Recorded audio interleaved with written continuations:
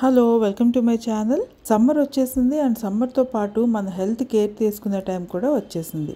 So మరి ఈ సమ్మర్లో మనం డీహైడ్రేట్ అవ్వకుండా ఉండాలి అనుకుంటే మన డైలీ కుకింగ్లో చిన్న చిన్న చేంజెస్ చేసుకుంటే మన బాడీ డీహైడ్రేట్ అవ్వకుండా చూసుకోవచ్చు. అండ్ దాంతోపాటు వెజిటేబుల్స్లో ఉన్న న్యూట్రిషన్ మన బాడీకి అందిందంటే స్కిన్ కూడా గ్లోయింగ్గా ఉంటుంది. మరి ఈ వీడియోలో summer friendly vegetable mix veg curry ఎలాగో చూసేద్దాం. ఈ కర్రీ కోసం ఒక లోతైన గిన్నె వెడల్పుగా ఉన్నది తీసుకుంటే బాగా వస్తుంది. ఇందులో కొద్దిగా మస్టర్డ్ ఆయిల్ తీసుకున్నాను అండ్ ఆవాలు, జీలకర్ర ఒక 2 టేబుల్ స్పూనే తీసుకున్నాను. ఆయిల్స్ కూడా తగ్గించుకుంటే మంచిది సమ్మర్లో. అండ్ కరివేపాకు కొద్దిగా. ఈ 3 కొద్దిగా వేపుకున్న తర్వాత ఇప్పుడు ఆనియన్స్ కూడా వేసేసుకుందాము. ఒక 2 ఆనియన్స్ తీసుకున్నాను.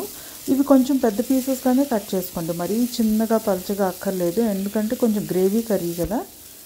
కొద్దిగా వేగేంత వరకు ఇలాగ కొద్దిగా రెడ్గా వేగేంత వరకు వేగనిద్దాం. తర్వాత అల్లం వెల్లుల్లి పేస్ట్ ఒక 2 టేబుల్ స్పూన్ తీసుకొని అది కూడా కాస్త ఫ్రై అవ్వనిద్దాం. నెక్స్ట్ ఒక 2 టమాటోస్ కొంచెం చిన్న ముక్కలుగా కట్ చేసుకుని వేసేసుకుందాము. వేసుకుని కలుపుకొని కాస్త మగ్గేంత వరకు వదిలేద్దాం. వెజిటేబుల్స్ నేను ఇందులో ఏవేవి తీసుకున్నానంటే cauliflower, radish, potato, green peas, వంకాయలు, పాలకూర కూడా ఇందులో మిక్స్ చేసుకుంటే చాలా బాగుంటుంది కర్రీ. మంచి టేస్ట్ వస్తుంది.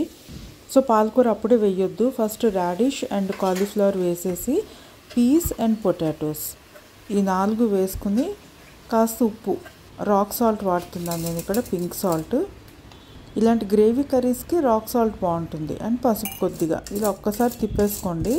గరిటతో అయినా తిప్పుకోవచ్చు. నాకు హ్యాండిల్స్ ఉన్నాయి కాబట్టి ఇలా తిప్పేసుకుని మూత పెట్టి కాసేపు మగ్గేంత వరకు వదిలేసాను. సో ఇప్పుడు చూసారా 50% మగ్గింది కదా.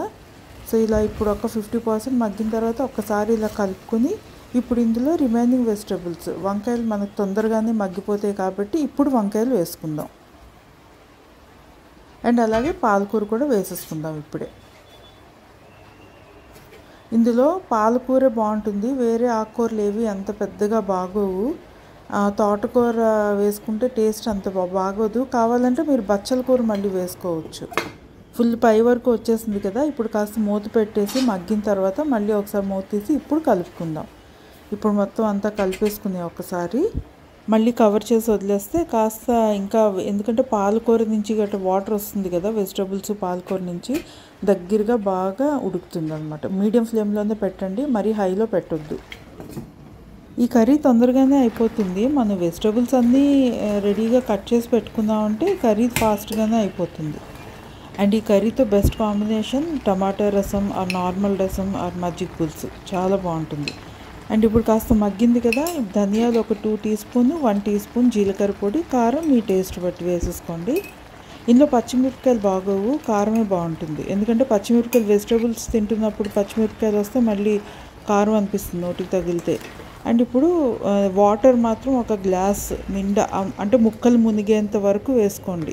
ఒక 10 మినిట్స్ ఆ వాటర్లోనే ఉడకబెట్టారంటే కర్రీ గ్రేవీ చాలా బాగా వస్తుంది.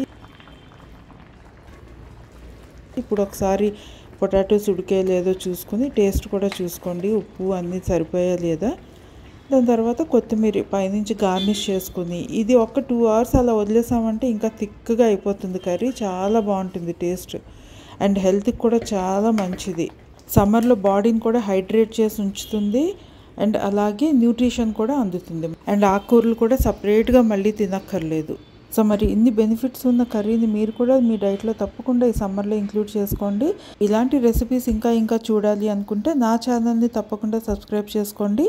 See you in my next video. Till then, take care of yourself. This is Usha signing off for now. Bye bye.